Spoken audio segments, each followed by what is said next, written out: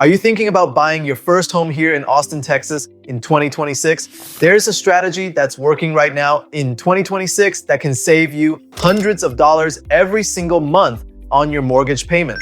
So in this video, I'm gonna walk you through the exact step-by-step process that my first-time buyer clients are using to get into affordable homes here in Austin areas. And there's a way to buy a home with rate at 3.9%, while the current market rate is around 5.9%, which I will share with you later in this video, so stick around for that. If this is your first time here, my name is William Zhang, and I am real estate agent here in Austin, Texas. If you are looking to buy a home here in Austin in the next 3 months, feel free to schedule a call with me using the link down below. Step number 1, get pre-approved before you even start touring homes. Before you fall in love with a house, you need to know what you can actually buy. This is especially important in 2026. And I'm not talking about pre-qualified, where someone eyeballs your income and gives you a rough number.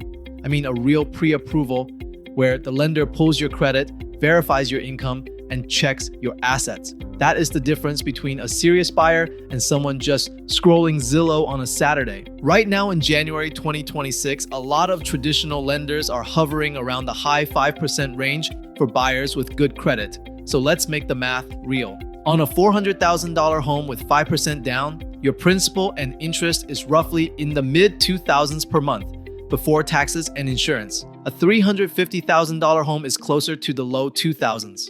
A $450,000 home is pushing higher. These are ballpark numbers, but the point is, your payment changes fast with small price jumps. Now, here's where it gets interesting. You basically have two paths. Path number 1, you go with a traditional bank or credit union at the market rate. Path number 2, you talk to the builder's preferred lender and see what incentives are on the table. And this is why new construction has been such a big play lately. Builders in places like Pflugerville, Leander, and Georgetown are offering rate buydowns. Sometimes it's a temporary buydown, like a lower rate for year 1, and then it steps up. Sometimes they'll do a permanent buydown where they pay points so you lock in a lower rate longer term. On that same $400,000 home, if you're getting a much lower first-year rate, that can easily be hundreds per month difference in payment. That is real money back in your pocket. Again, estimates only, taxes and insurance not included. One mistake I see all the time is buyers only talking to one lender. Do not do that. Talk to 2 or 3.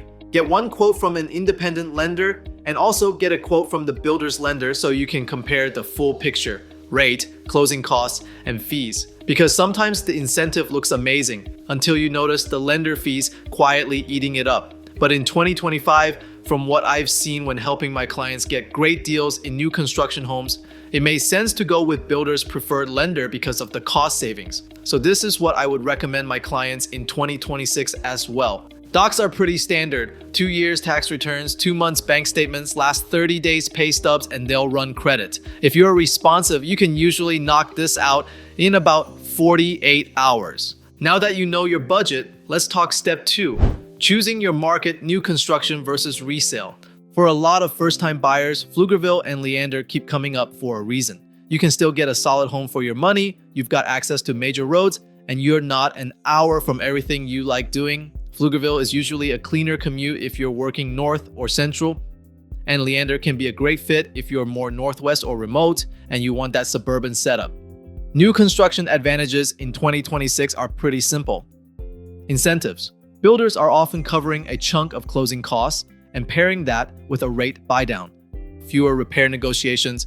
It's new, you get a builder warranty, and you're not arguing with a seller about an HVAC from 2009. You can pick your lot, floor plan, and finishes if you are building from scratch. If you are buying inventory home, which are just homes that builders built without a buyer, you often can get a big discount. Trade-off is time. If you need to move next month, a build that takes 4 to 6 months is not going to work. Resale homes are faster. You can close in 30 to 45 days and move in. You might get mature trees, established neighborhoods, and sometimes lower HOA fees. But you're typically paying more of your own closing costs, and you need to budget for repairs and maintenance. From my experience, the most popular choice right now for my clients are inventory homes. These are homes that the builders pre-designed and started building without a buyer.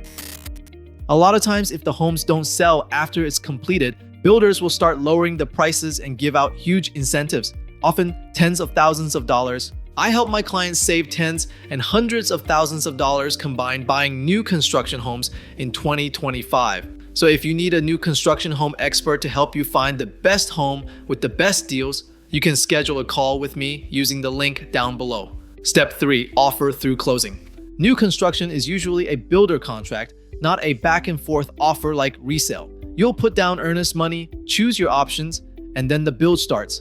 And yes, you still want inspections. In fact, I like inspections at multiple phases, pre-drywall and final walk. New homes can have issues too, and you want them caught while the builder is motivated to fix them. Resale is the more classic Texas flow. You submit an offer, you negotiate, then you go into option period, inspect everything, and decide if you move forward. During this time, your lender orders the appraisal, title gets cleared, and you're moving toward closing day. Final walkthrough is your last, make sure everything is how it's supposed to be moment. And just so you plan correctly, even with incentives, you still need cash, down payment, any remaining closing costs, moving money, and a little buffer for life after you get the keys. My recommendation is around 5% of the price of the home on top of your down payment. So if you are buying a $400,000 homes, you should have around $100,000 to cover your 20% down payment and other costs. So the big takeaway is this: in 2026, the buyer who wins is the buyer who understands financing. Get pre-approved, compare at least 2 lenders, and if you're looking at new construction, don't ignore builder incentives. It's pretty incredible right now.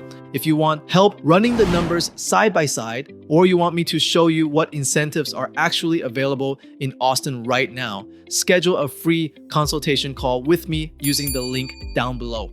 And if you're wondering the best area to live in Austin, Texas in 2026, you can watch this next video.